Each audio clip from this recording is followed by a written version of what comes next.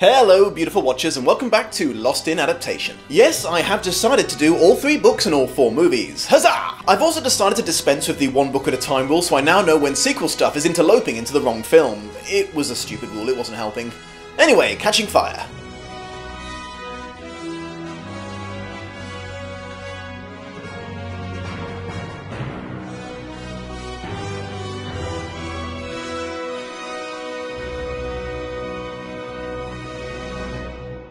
Catching Fire came out just a year after Hunger Games, but fortunately it didn't come off as particularly rushed because Suzanne Collins clearly intended it to be a trilogy right from the start. Statistically it did just as well as the first one, though from my own experiences I'd say a lot of people are split about whether it was good enough to be worth adapting into a film. However, its adaptation was pretty much guaranteed by the first film's success. Despite the clear nepotism involved in its creation, when it came out in 2013, many critics hailed it to be an actual improvement on its predecessor. As usual, before we jump into the comparison, here's my thoughts on the book as a book. While still enjoyable, I have to confess not liking this book as much as the first one. Usually I try to avoid channeling the juvenile male within me, but there was just too much stuff about pretending to be in love, wedding dresses and making out, and not enough medieval weapons, sword fights, killer monkey attacks and explosions in this one. What I mean is there seems to be a lot more build up to the games and less actual games in this one, so if that was the bit you liked, it's kind of pre-doomed to disappoint you. But all that said, I can't deny that I was entertained by it, so I would actually recommend reading it, and not just to advance the plot. Not living up to your predecessor isn't the same as being bad. And here is my judgment of the film as a film. Possibly sensing that this book wasn't as enthralling as the first one, the film made the logical choice to include some very visually impressive scenes to compensate. While I did like this overall, in some places I couldn't help but laugh at the nosedive subtlety was taking. Just in case you didn't realise this is meant to be a futuristic parody of ancient Rome, here's an almost identical remake of a scene from Gladiator. Are we being clear enough yet? But I can forgive pretty much everything in the light of this film's lack of shaky cam. Praise the Lord, a static shot, and well, bugger me if it isn't more effective as a result. Who would have thunk it?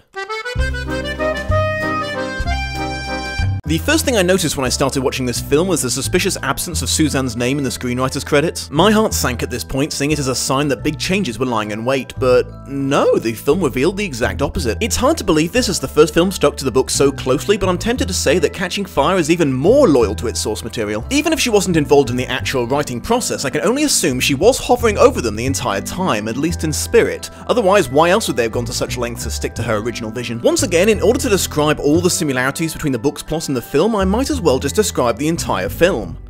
So I'm going to. 6 months after Katniss survived the Hunger Games with Peter, she's still attempting to readjust to life back in District 12 and is preparing to go on the Victory Tour, the mandatory visit to all the other districts to help the capital rub salt in the wound of their lost children. Relations are currently quite strained between her and Gale because of Peter, and between her and Peter because of Gale. Hamish is still his usual booze-soaked self. To her shock and horror, the intimidating President Snow pays her a personal visit to let her know that she is in some serious deep shit. While the people of the capital seem to have bought the lie that she suggested eating the poison berries because she was so in love with Peter she couldn't bear life without him, some of the more unruly districts took it as an act of defiance and a sign of weakness in the capital, so are now on the verge of a full-scale uprising. Snow tells Katniss he will give her one chance on this tour to really sell herself as the harmless, love-struck teen and not a symbol of rebellion, or he will murder her, her family, her friends, and their families.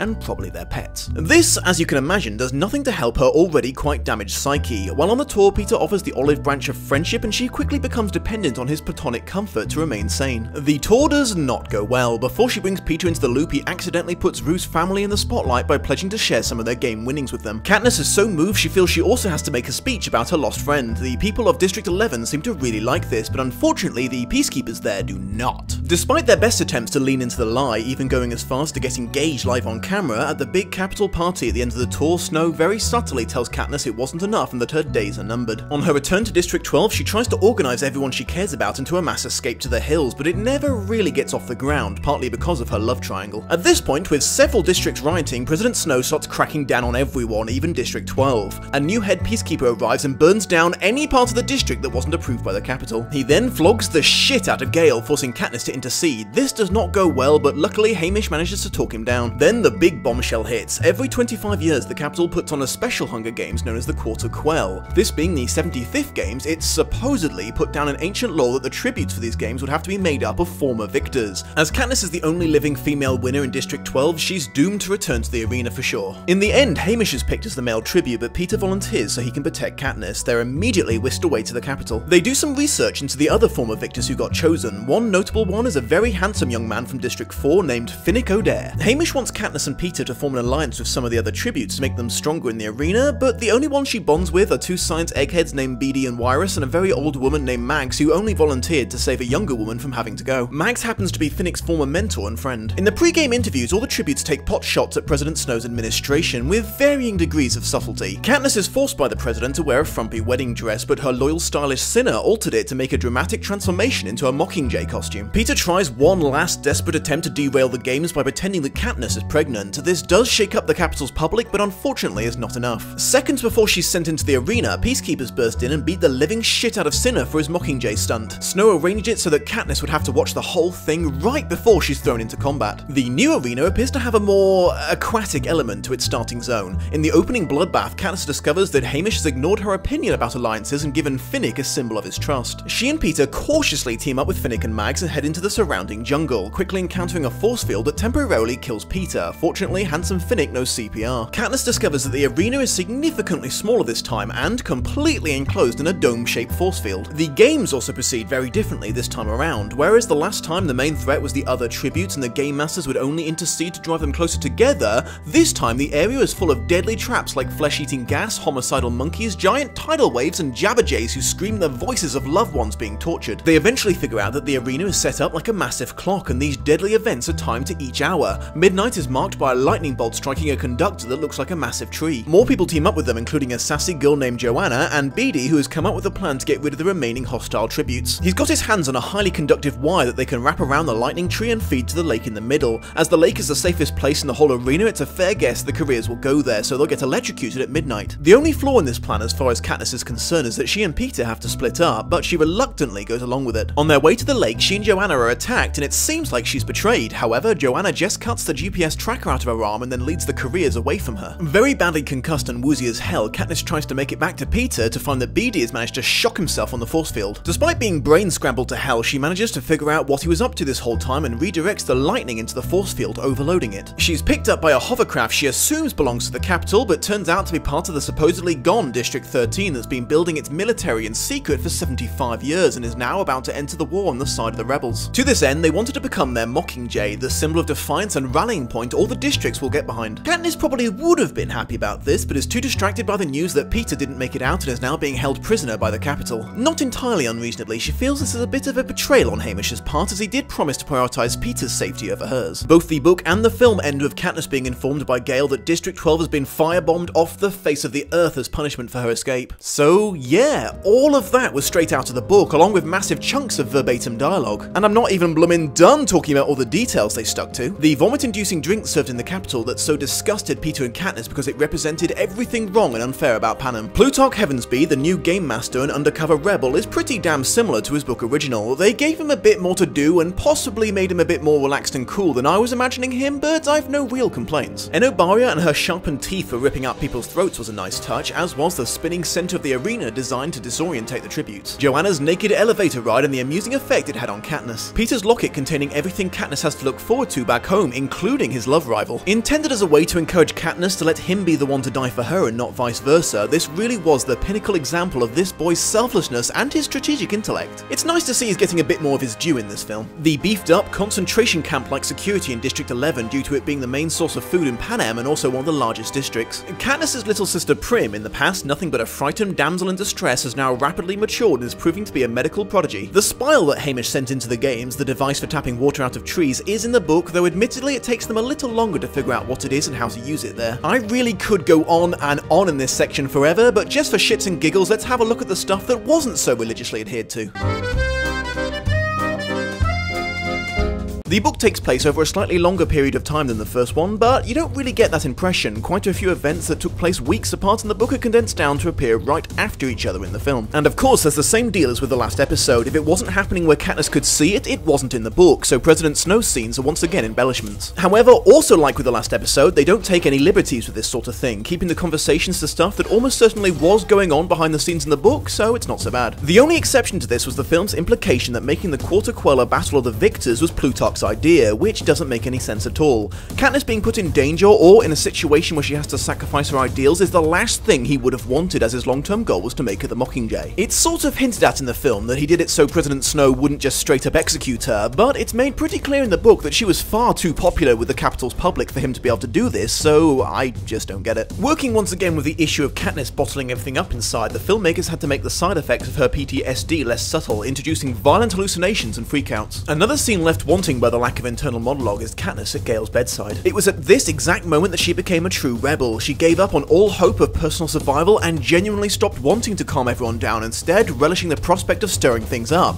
They sort of try to hint at this in the dialogue, but it's just not the same. One change that annoyed me a little was how much less work Katniss, Peter and Hamish put into finding places they couldn't be eavesdropped on. In the book, it was a constant struggle to find an excuse to wander off the train as it stopped for fuel, or dash into an abandoned room so they could talk. In the film, they just talk about shit wherever they happen to be, and to hell with the hidden cameras. That's not so smart, guys. It's just not. In the film, Gale got himself flogged because he stopped a peacekeeper from beating up an old woman. In the book, it was a tad less heroic. The former head peacekeeper, the one who got quietly bumped off, liked to buy the wild turkeys that Gale hunted, and Gale didn't know that he'd been replaced until he was at the guy's doorstep with proof of his poaching right in his hands. Mags, a mute in the film, is perfectly capable of talking in the book, it's just that her regional accent is so pronounced Katniss can't understand her most of the time and Finnick has to translate. I don't think we can hold this against the film because, let's face it, Hot Fuzz may have sapped everyone's ability to find that anything other than fucking hilarious. Okay, here's the change that induced quite a lot of head scratching for many. In the book, Beady and Wiress not only show Katniss how to see a force field, they also taught her how to identify the chink in the armor, the small spot that not only makes a force field visible, but also might be penetrable. In the film, without any mention of weaknesses in the field, Katniss simply fired her arrow at the roof of the dome just at the right moment for it to be shocked. Alas, I cannot do the mathematics for you as I don't know the diameter or the conductivity of that wire, but I assure you the timing required to launch the arrow so the electricity reached the end of the cable just as it was striking the force field is so far past impossible, it's laughable. Come on, movie, if a guy's only accomplishment in physics is a grade C at school can see what you're doing is completely bonkers, then you probably should have put a little bit more thought into it. I was wondering while watching the film how they were going to handle the bit where Katniss hears Hamish's voice in her head telling her to remember who the real enemy is, i.e. the capital, not the tribute, so she doesn't kill Finnick.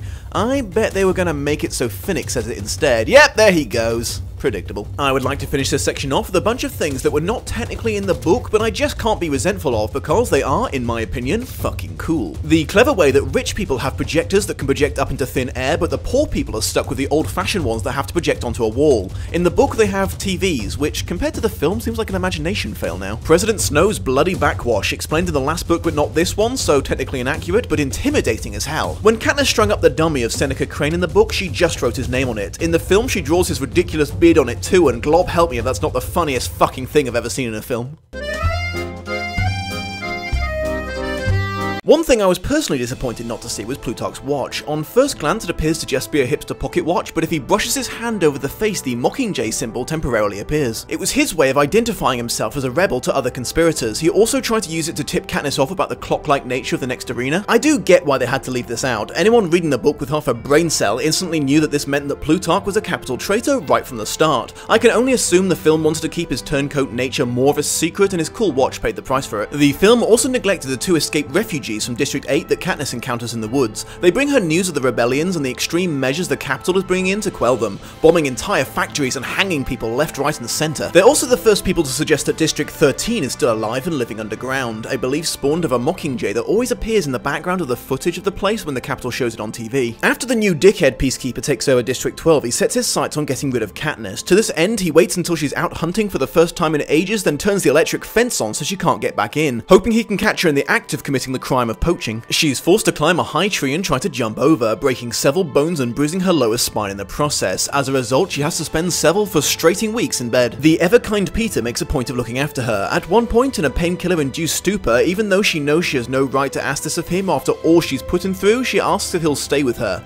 His response is something I'll have to come back to in the next episode. Despite the film's near fanatical loyalty, there's at least one character that's left out entirely, Darius, a young red-headed peacekeeper and long-time resident of District 12. Despite being a peacekeeper, he's so relaxed and friendly, Katniss considers him a personal friend. When Gale's being whipped to death, Darius tries to intercede and gets himself knocked out for his trouble. Once President Snow notices he has a connection to Katniss, things get even worse for him. He's turned into an Avox, the slaves without tongues or voices forced to wait on people in the capital. In one of his many attempts to unsettle Katniss, he assigns Darius to be her personal servant in the lead up to the Quarter Quell. There's a touching moment when they secretly hold hands and share a silent moment of sympathy for each other's fates. The film once again neglected the red-headed Avox girl from the first book, and wait, what the holy fucking shit is that thing? Oh shit, it's the freaking doctors from June! David Lynch has sent them for me! Run, Jennifer Lawrence, save yourself! The film also neglected the descriptions of the 25 and 50-year Quarter Quells. The first twist inflicted upon the districts was a slightly different reaping. Instead of being random, they were forced to vote on who would have to go to the games. Brown trouser time for the assholes in the community, I would imagine. Well, fuck all of you.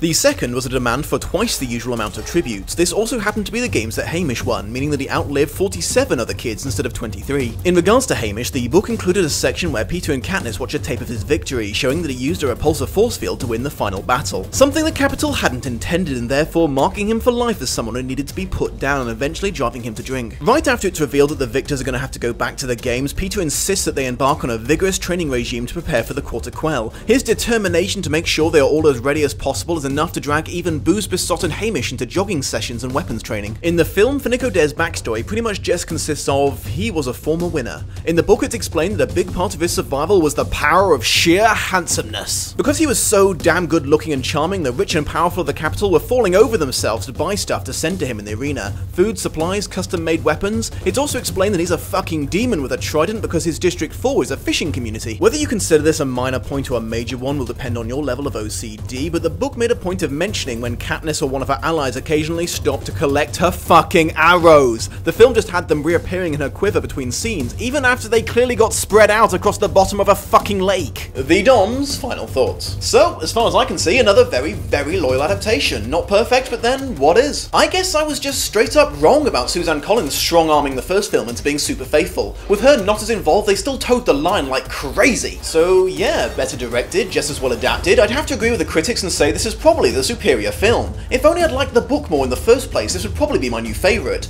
As it stands, it still gets a pretty good from me. Happy Hunger Games, my beautiful watchers, and may the odds yada yada yada. Peace.